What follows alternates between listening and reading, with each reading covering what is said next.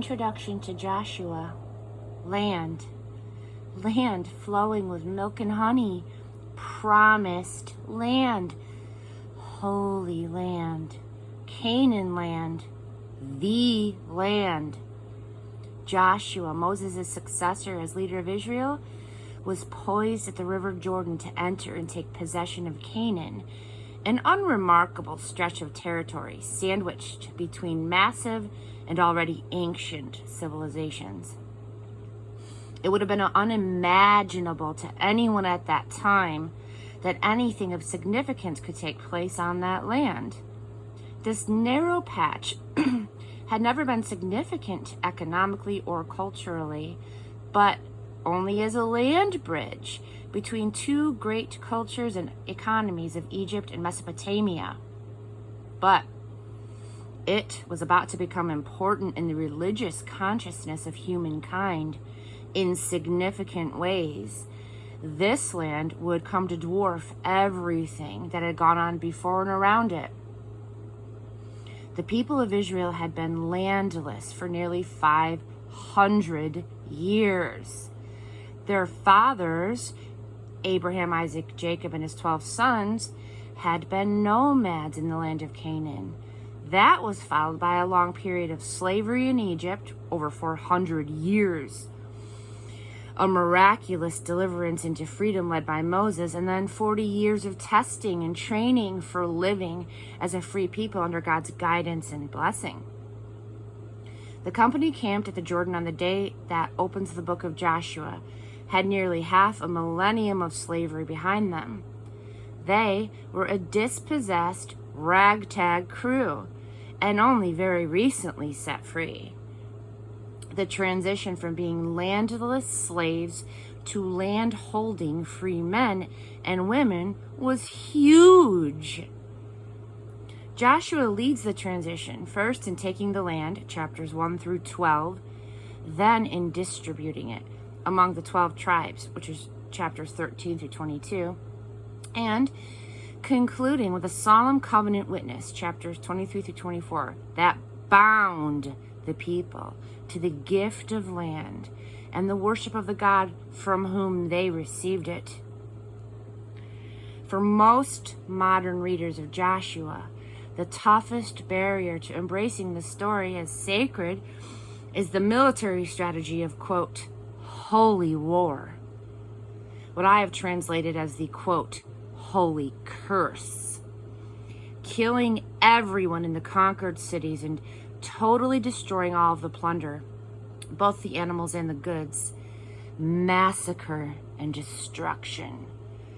No survivors is the recurrent refrain.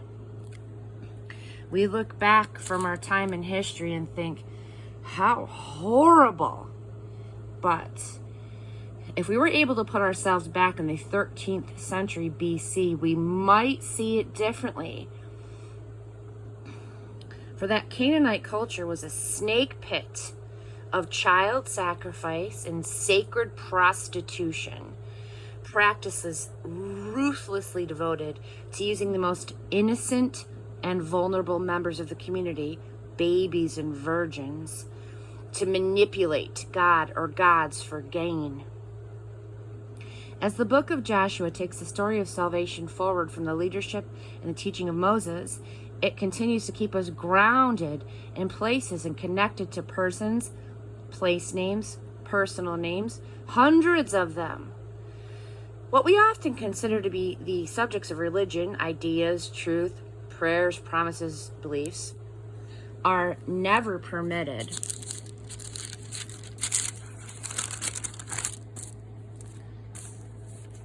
to have life of their own apart from particular persons and actual places. Biblical religion has a low tolerance for, quote, great ideas or, quote, sublime truths or, quote, inspirational thoughts apart from the people and places in which they occur. God's great love and purposes for us are worked out in the messes, the storms and the sins, blue skies, daily work, and dreams of our common lives, working with us as we are, and not as we should be. people who want God as an escape from reality, from the often hard conditions of this life, don't find this much to their liking. But to the man or woman wanting more reality, not less, this continuation of the salvation story, Joshua's fierce and devout determination to win land for his people, and his extraordinary intention of getting all of the tribes and their families, name by name, assigned to their own place, is good news indeed. Joshua lays a firm foundation for a life that is grounded. Who's this from? The author probably lived 2 centuries after Joshua, during or shortly before the time of Saul, Israel's first king. The people were having trouble holding on to the land that God had so dramatically given them, because the land flowing with milk and honey looked pretty good to other groups seeking territory. Who's this to? Israel's tribes were weak, quarreling with each other, and unable to get their act together against their common enemy, the Philistines. They blamed their military losses on God, claiming that he hadn't kept his promises. But they were the promise breakers.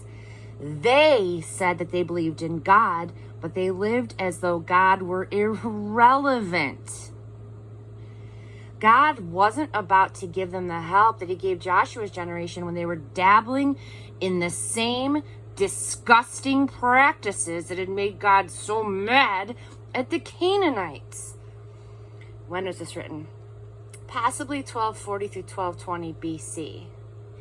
The Mycenaeans had built the first cities in Greece, but while their kings got rich through trade and warfare, their people didn't benefit as much.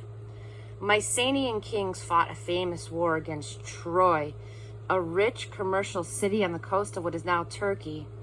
Legend says that they fought over a woman, but Troy controlled some important trade routes, and the Mycenaeans didn't like having to pay Troy every time they sailed through Trojan-controlled waters.